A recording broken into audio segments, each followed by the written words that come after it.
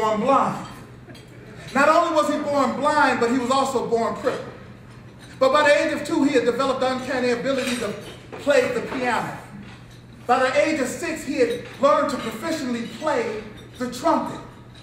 And one of the dreams and one of the aspirations of this young man was to one day march in a college marching band. Now you're looking at me and you're saying, who brought this guy in? He just said that the young man was born blind and crippled. How can he possibly have a dream or a vision to march in a college marching band? But see, this young man took a page out of Helen Keller's book, who said, I'd rather have vision without sight than sight without vision.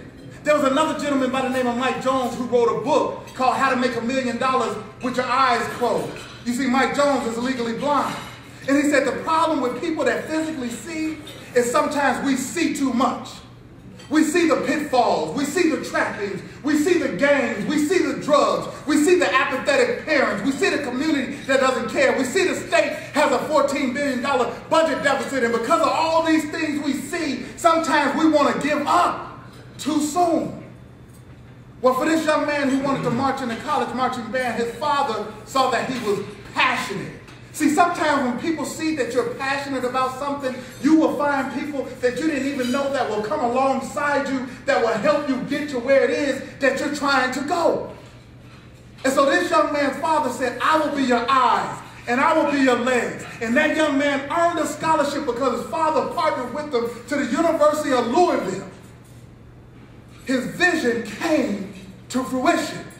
We can never give up on young people because of the circumstances that they're in, because of the homes that they come from, because they're being raised by their grandparents. We have to continue to believe in them.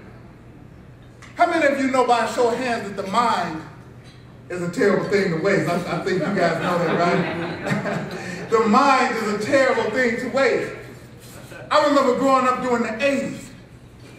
And every Saturday, me and my 3 sisters would rush down to watch TV, because see, you know, at that time we didn't have TVs in our room, you understand? You watch TV, we had a big floor model TV, everybody watched that TV when you were allowed to. And so on Saturday mornings we would rush down because we wanted to see Soul Train. And Soul Train had a commercial. Y'all can tell I got a little soul, right? Soul Train, there was a commercial during Soul Train that was sponsored by the United Negro College Fund. And the mantra of this commercial was that the mind is a terrible thing to waste. I also remember during the 80s when crack cocaine and heroin and all these drugs hit our communities hard and affected our mothers and our fathers, our sisters and our brothers, our uncles and our grandparents. How many of you know that drugs have been a scourge on our society and our streets? There was a drug czar by the name of William Bennett. And William Bennett sponsored a commercial where he showed a gentleman standing over a frying pan. Anybody remember that? He was standing over a frying pan and he had 2 eggs, and he cracked the eggs and allowed the yolk to fall into the frying pan.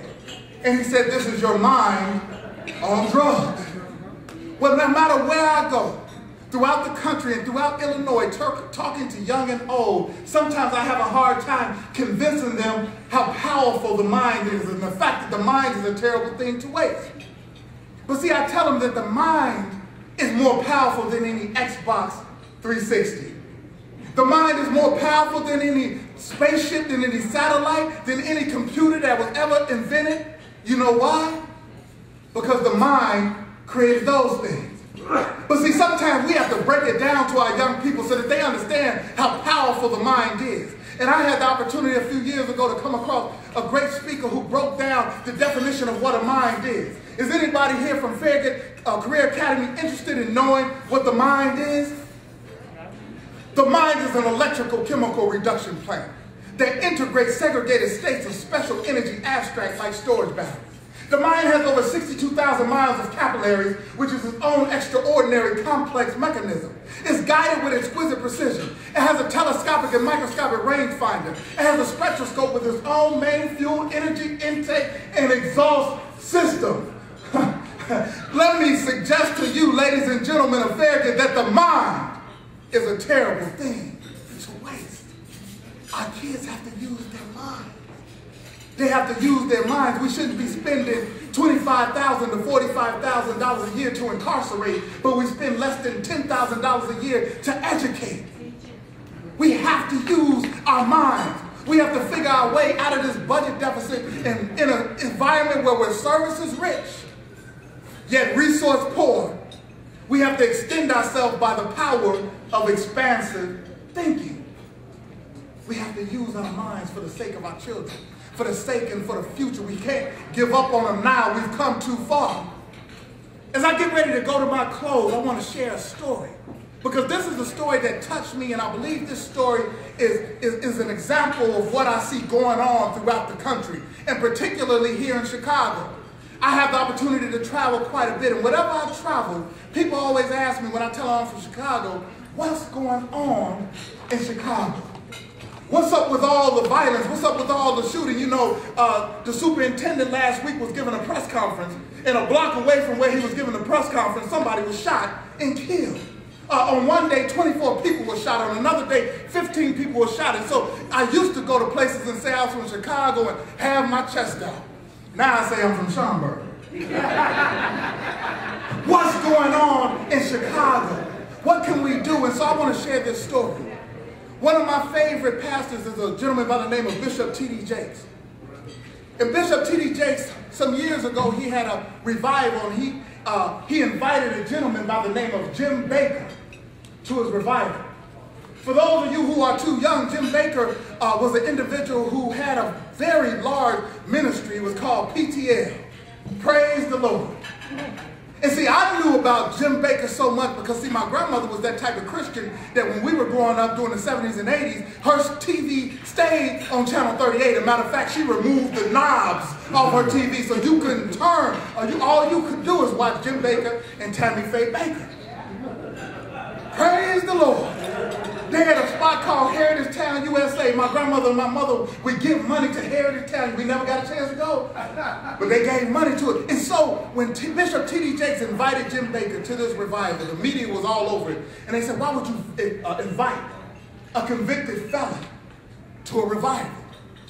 And T.D. Jakes said, Jesus was incarcerated and executed, being crucified. Moses was a felon. He named so many people, but he made the case for why he invited this individual to speak at his revival. But the main thing that Jim Baker said that left an impression on Bishop T.D. Jakes and left an impression on me as he relayed a story. Bishop Jakes said, how did you feel? You had one of the most promising and prestigious ministries of the gospel in all of the world, and you went from here to here. And so it's so important that Donnie McClurkin has the song, We Fall Down, but we get back up again, because that applies to each and every one of you in here, and it also applies to the young people that we have the opportunity to touch. But Jim Baker said, I want to describe to you the feeling that I had. He said it's a story of a salesman. This salesman worked long hours and worked all week. He would leave out on Sunday and he wouldn't come back home until Friday. This salesman was not married, nor did he have any children. But he sort of missed out on having somebody to have the opportunity to share his life with, to share his work with, to come home at the end of a long week of work and talk to. How many of us value that, having somebody to talk to, having somebody to vent to? Even though we don't want them to fix our problems or tell us what to do, it sometimes feels good to have somebody that will listen to you. Well, this salesman didn't have anybody to listen to. And so he decided, well, maybe I should get a dog. But he said, if I get a dog, who will be there to feed the dog? And so one day he had a bright idea. He said, you know what? I'm going to get some tropical fish. And he went down to the store and he bought 2 goldfish. And as silly as it may sound, those goldfish represented like family to him. When he would come in from a long week of work, he would feed his goldfish and he would share the stories of what went on in his week with his goldfish. And this particular night, he came in after a long week. He fed his goldfish, but he was sort of tired that night. And so he lay snug on his pillow in his bed and he went fast to sleep. And somewhere along the middle of the night, something malfunctioned in that fish tank. And the thermostat broke. And all through the night, as he lay there sleeping, his goldfish, which was his only family to him, the water in the tank got hotter and hotter and hotter. By the morning when he woke up, he realized that during the night, somewhere during the night, something went wrong in his family. His tropical goldfish had boiled to death. And that salesman asked the most provocative question that I had heard in the last 25 years, and he said, I wonder why I lay sleep at night. Did those goldfish cry out for me and I couldn't hear them? Were they screaming and asking for help, but because my world was different from theirs and I didn't understand them, I was unable to hear them? Ladies and gentlemen, what I'm trying to say and the point I'm trying to make is what I believe is going on in our communities, what I believe is going on in our families, what I believe is going on in our schools, and what's going on with our students is that they're crying out, but we can't hear them. We put labels on them. They're Generation X. They're no good. They're gangbangers. They're drug dealers. Nobody wants them. They won't make it in this life. We have to turn our ears back to our youth, back to our future, because it's going to be those individuals that you all are educating, that you all are imparting knowledge to, that you all are wrapping your arms around, that's going to be making the decisions for you, making the decisions for your children. I have a 7-year-old daughter. One of the things that scares me the most is I want her to have a decent, honest, hard-working young man that she can one day marry and call her husband. And so those individuals that are being raised by their grandparents, or those who are wards of the state, or those who have been caught up from the gangs, because the gang leaders understand one thing, that young people want to be a part of something. The gang leaders understand that these young men want to be a part of something greater than themselves, and they want a sense of love and a sense of belonging. And so I believe that the faculty and staff here, you come here so that you can retreat. You come here so that you can get rejuvenated, because the work that you do is more important than the work that I do. I get them when our system has failed them. I get them when they're broken. I get them when they make decisions that have impacted so many people's lives. I was a victim of violence at the age of 19, stabbed 3 times and left for dead. And so I get the importance of education. Education is the passport to the future, for the future belongs to those who prepare for today. I know it's not going to be easy, but before I give some points that I considered before I came here, I want to just leave you all with this. When you want a thing bad enough, you have to go out and fight for it. Work day and night for it. Give up your time, your peace, and your sleep for it. If all that you dream and scheme is about it, and life seems useless and worthless without it.